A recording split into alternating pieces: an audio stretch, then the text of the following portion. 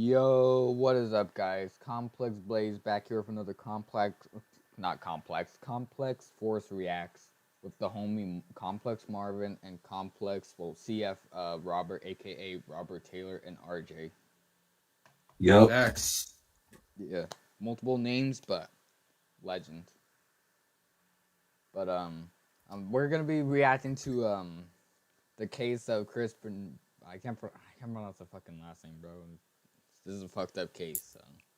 Chris Benoit. Chris Benoit, yeah. You guys can read the title. He murdered his fucking family from what I see. I don't know the full case, but it's RJ Marvin. They probably know more than I do. But let's just get into this. And yeah, And this was in 2007. He died in June 24th. fuck. Yeah. Let's just get into this, bro. Cause I don't know. I'm might be sad for me, low key. There goes an old saying, the higher you climb, the harder you fall. And this expression applies to each and every one of us. Which is probably why, when Yeah, bro, you could get brain damage from that shit. Even though it's fake. His descent back to especially from the chair hits, like how they fucking always hit each other in the face with it. Welcome back to Coffee House Crime. Yeah. My name is Adrian, and in today's especially video, in the WWE. And when they jump from like the top fucking rope and doing a backflip. Especially when they do like It's crazy. Yeah, bro. But what exactly happened to him? Today we study his story and his psychology. And by the way, I post solved, unsolved, there's like way strange more cases than here fucking on a Chris weekly Benoit. basis. So if that sounds like your kind of thing, Like, please consider subscribing millions. to Coffee House Crime. Which is crazy. And so, with that said, pull up a seat, grab a coffee, and sit back. This is the case of Chris Benoit. Fuck. Coffee House Crime. Christian Benoit. Our case today is a little different to our usual structure, as in this video we'll be looking into the life of professional wrestler Chris Benoit. Chris lived a life unlike many I cover here. He was born on the 21st of May 1967 in Montreal. I was just watching the 06 Royal Rumble and he was in that. Shortly after this, Oh, shit. his family made the move to the city of Edmonton. From a very young age, Chris Did they ever talk about Chris Benoit like after he died? Which led to his childhood fantasy. WWE. I think they did one tribute and I think it slipped up a few times, but not really. His supported his decision wholeheartedly. His father Mike buying him his first set of weights so young Chris could learn discipline and begin weight training. It's around this time that Chris discovered his idols within the wrestling community, having seen Tom Billington, also known as Dynamite Kid, and Bret Hart perform at local matches in Edmonton. They don't want the WWE to mention Chris Benoit ever again. Yeah. Damn, I don't blame them. A notable one being the diving headbutt. There's probably no reason to mention him. Chris's teenage years were filled with hard work, discipline, and training. Bro, during the pandemic. Watch, pause it real quick. Hold up. What happened? Bro, so during the pandemic, they'd have like fucking fans on the. Y'all know what I'm talking about? They'd have like fans on the screen. Yeah. And one of the fans showed a picture of Chris Benoit, and it got caught on live TV. Oh shit, bro. Yeah, that shit was funny. We gotta look at this after the video, bro. Not reactive, bro. I gotta like look at that. Yeah. Bro, did they like comment on it? Nah. Fuck, but still, that must be hella awkward. As in 1985, at the age of 18, Chris made his professional debut in a Stampede Wrestling promotion. His first match was a tag team match in which Bro, his theme song is so fire. Finishing this game with a sunset I haven't heard it. pinning his opponent. What's And the from name of here, it? I'll probably his look it wrestling up career after this. rocketed. He ended up splitting his time between Canada Shit, and I have to Japan, look it up. spending months at a time competing in New Japan Pro Wrestling. And after this, he moved to Mexico and then Germany, gaining experience and notoriety to debut in a professional circuit in America. Throughout his career, Chris achieved numerous titles from the most prestigious wrestling associations, such as World Championship Wrestling, or WCW, and WWF, which is now known as WWE. Chris's performance peaked in the year 2004, where he officially won the World Heavyweight Championship. And no Yeah, doubt, I watched Chris had an that. astonishing career. But what about his I personal watched life? WrestleMania Chris married 20 twice within his in 20 years of his career. 2004. First to Martina in 1988, with which he fathered 2 children, David and Megan. However, this marriage wouldn't last. Martina wanted a more simpler lifestyle, something Chris couldn't give her. She didn't want to be in the spotlight for the rest of her years.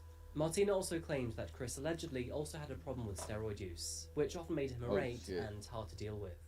Although she hated this side of him, Martina still loved Chris dearly, and when off steroids, he was described as one of the sweetest men you would ever meet.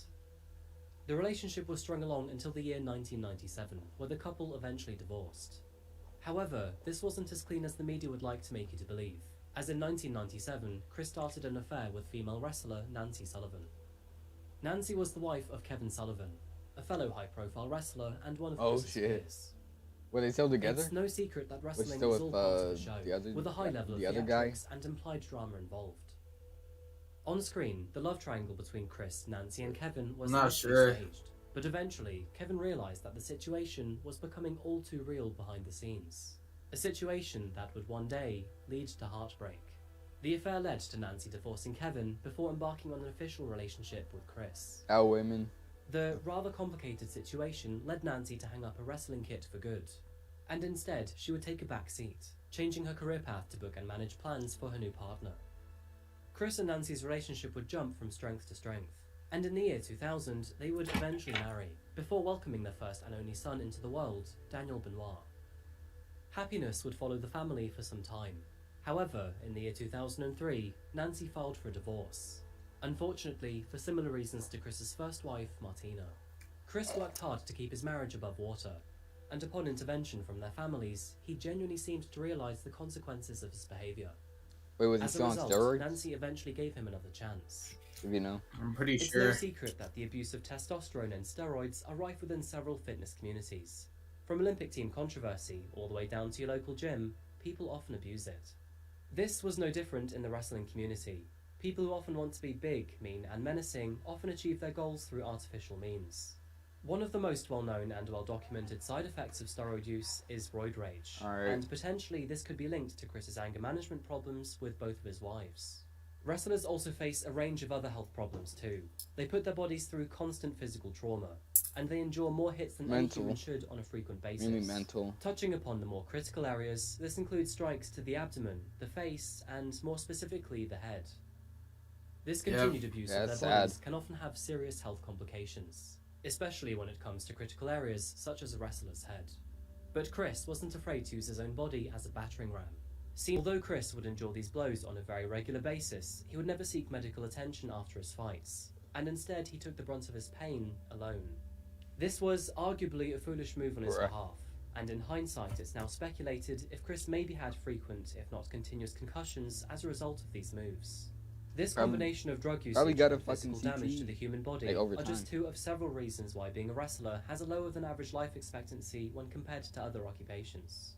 And tragically, Chris was no stranger in seeing these consequences firsthand. Throughout Chris's career, he became close to many of his peers. He was known to be friendly, jovial, and a good sportsman. This led to him befriending fellow wrestler Eddie Guerrero while he was staying in Japan.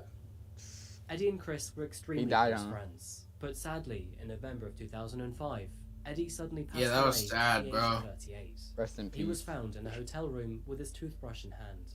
The man had suddenly succumbed to heart failure. This man was instrumental to Chris. In fact, his death hit Chris harder than anything else in his life. It was extremely sad when Chris Benoit was crying, bro. I know that you. I mean, bro, that was like as close. Yeah, it was this. You're looking down on me right now. Yeah. That's sad. I mean, losing your close friend, bro, probably fucked It's with clear you. to see that Chris was deeply affected by his friend's death, and following this loss, those around him agreed that Chris was never the same afterwards, falling into a deep depression that would follow him through until 2007. On June the 19th, 2007, Chris faced off against Elia Burke, and Chris would go on to win the match. However, he seemed a lot less charismatic and much more out of character. A strange coincidence. Damn, that was like 5 days, bro, before. I know, bro.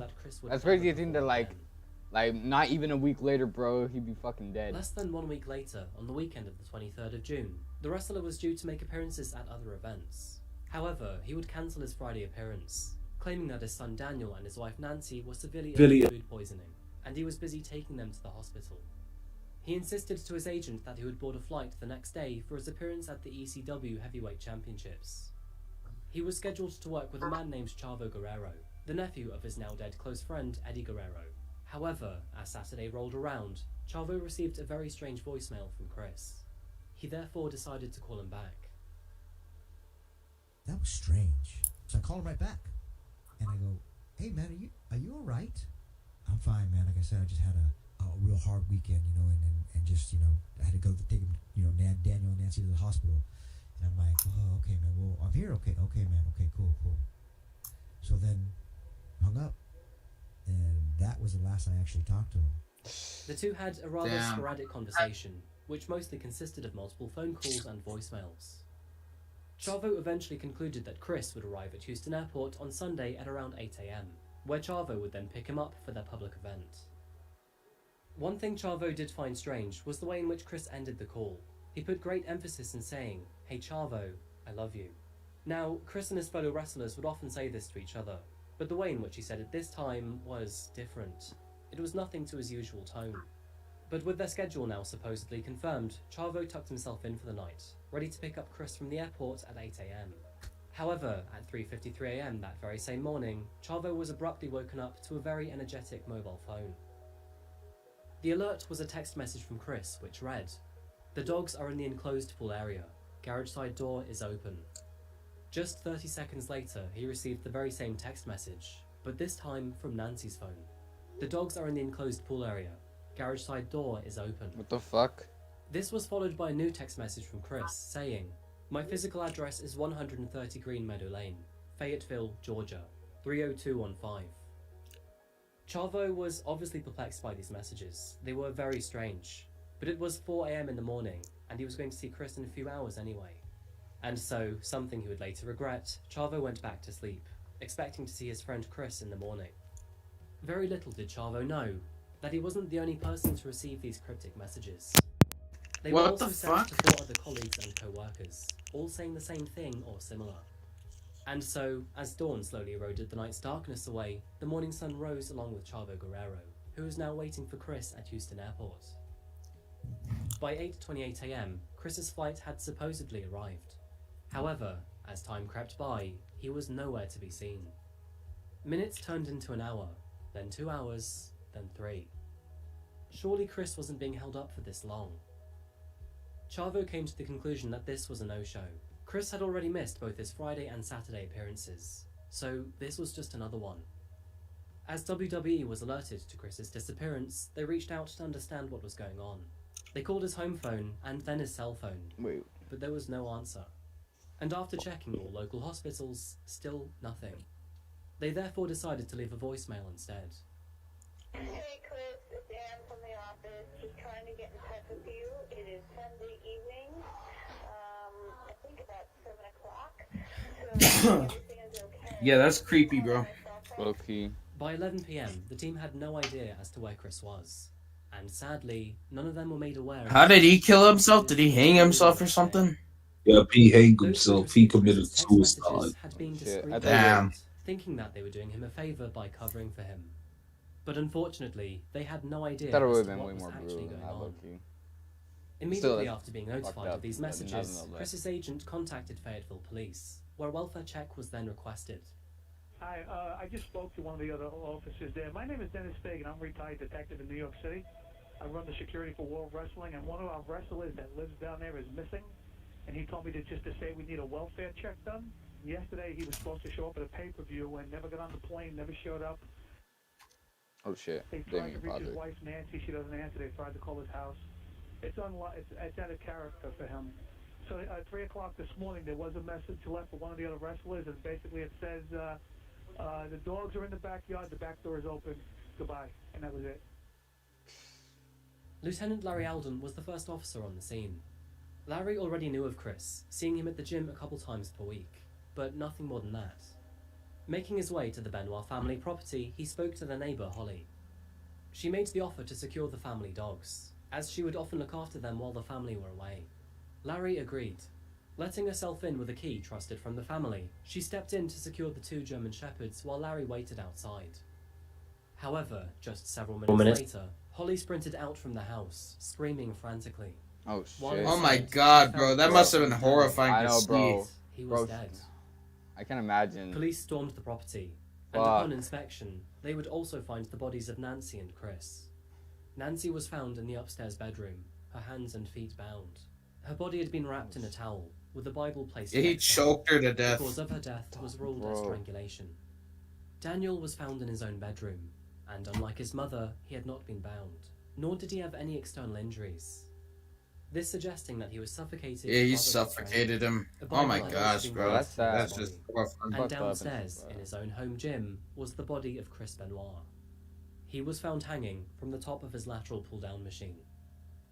The WWE was notified of the discovery, and the house quarantined as a crime scene. However, upon further investigation, they found no external interference to the household. There was no forced entry. Upon close examination of the bodies, it became evident that all three of them had died at different times. Authorities concluded that Nancy had died first on Friday the 22nd of June. Toxicology reports found alcohol in her body, and it appeared that she had struggled against her assailant. Daniel was likely murdered the next day on Saturday. He had been sedated with Xanax, and it's likely he was unconscious at the time of his death. Bro, that's And fucked. finally, it appeared as if Chris had taken his own life the following day on Sunday. He had killed his wife, and then his son, before turning on himself. Fuck. Friends, family, and the wrestling community as a whole were mortified and devastated by the news. And before learning of these tragic circumstances, WWE... Yeah, that's when the WWE kind of went downhill. Celebrating the man and his accomplishments. But the very next day, after Y'all learning of agree his actions, they that, backtracked like, on this decision. It went like down here like left With on the despair comments. over the loss of a wrestling champion, still, bro. anger and disgust But- danced simultaneously over the Can't- knowledge of I his can't believe that, actions like, against his own fucking wife and son. Got his own son. Confusion and ripped wife. throughout the international community, and many were left unable Yes, to bro. comprehend Chris's actions. And the As person that expected, had to like opinions over walk the in and matter witness spread like that. wildfire. And the main question Facts. left in the middle of Okay, all of this bro. was why? Why did Chris claim the lives of his own wife and son? The question, as a whole, is extremely difficult to answer, and putting it short, Chris is no longer around to share his thoughts or reasoning. As with any celebrity death, conspiracy theories started to crop up, one being the work of an old rival, one being a government setup, and the other being a home invasion. In short, there were many people who Bruh. couldn't believe that Chris, someone they admired, was capable of doing such I despicable just say like things. just leave it alone. And while conspiracy theories won't be entertained, there are a few key factors worth mentioning. Like with Chris was this a regular conspiracy steroid theories and user, shit. which is a very common problem within the wrestling industry. But his actions were not consequential of steroids. His actions were methodical and committed over multiple days, not symptomatic of roid rage. Toxicology reports also concluded that the only testosterone found in his body were at therapeutic levels, not enough for adverse side effects. Which leaves us with one other theory, one which has become much more prominent since the time of Chris's death. And of course, I'm talking about his psychological condition. Chris was well known to take an absolute beating in the ring. He would often slam his head down onto people from the top rope, Ooh. and was regarded as one of the only wrestlers who could take a metal chair to the back of the head. This repetitive physical trauma to Chris's head had indeed caused physical and psychological damage. Brain scans, which observed the condition of Chris's brain, showed that he had severe chronic traumatic encephalopathy, also known as CTE, which in short is a progressive and fatal brain disease associated with repeated traumatic brain injuries, including concussions and repeated blows to the head. In fact, Chris's brain was in such poor condition that the neurosurgeon who studied his brain concluded that the damage caused to his brain was reminiscent of an 85-year-old patient with Alzheimer's. What the It's fuck? worth mentioning that as modern science advances, Yeah. more and more data suggests that traumatic brain injuries lead to a myriad of problems.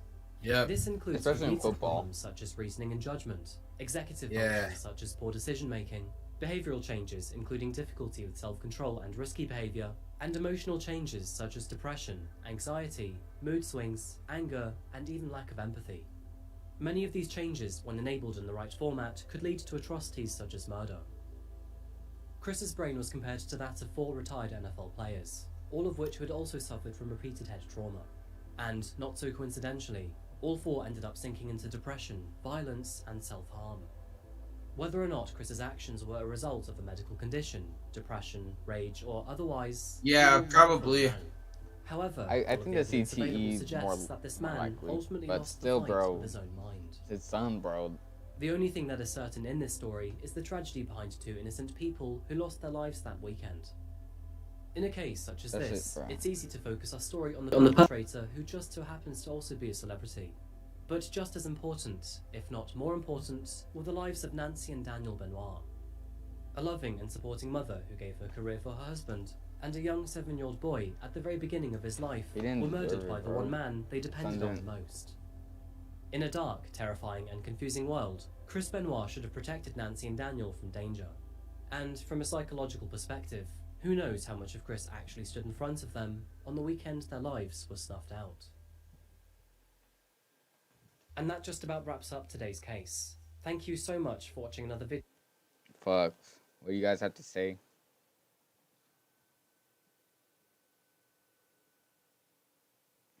Yeah, bro, it's crazy.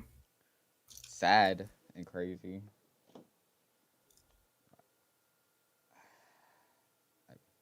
I don't know. It's just sad. Like He was especially- still a great wrestler and a legend in the WWE, but just yeah. that's what brain damage does, man. Yeah, Crazy. it's sad that it's not even like it's not even that much like well known. But it's sad and stupid. You know what I mean? You know, That's why I never ended up playing football. yeah. I never like thought about playing football, but I did think about playing hockey before, and you know I heard there's like cases of CTE there too, and you know, no, Yeah. but you know, I hope you guys just be aware of these CTEs. If you know if you guys play football, just know the dangers and shit like that, and just you know be careful. You know what I mean? See you on the next one. Peace, bye bye, and have a good day, and just have a good day.